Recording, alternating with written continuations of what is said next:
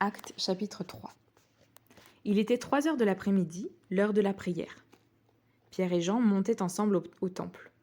Or, on amenait un homme boiteux de naissance, qu'on installait tous les jours à la porte du temple, appelé la Belle, pour qu'il demande l'aumône à ceux qui entraient dans le temple.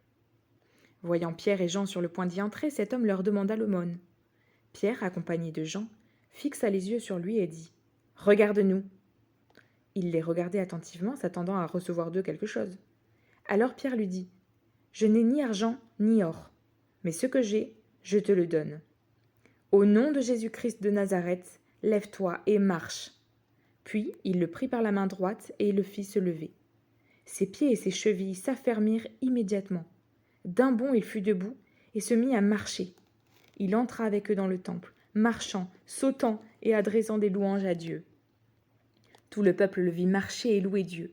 Il reconnaissait que c'était bien celui qui était assis à la belle porte du temple pour demander l'aumône, et il fut rempli d'étonnement et de stupeur à cause de ce qui était arrivé.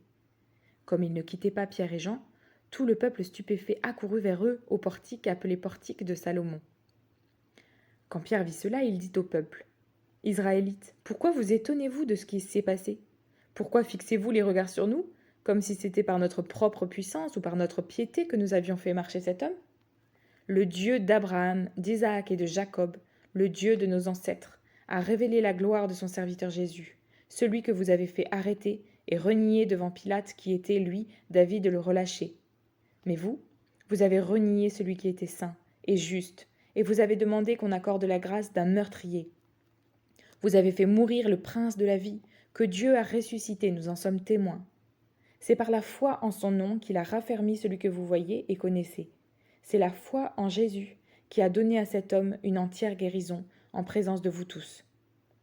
Maintenant, frères, je sais que vous avez agi par ignorance, tout comme vos chefs. Mais Dieu a ainsi accompli ce qu'il avait annoncé d'avance par la bouche de tous les prophètes, à savoir que son Messie devait souffrir.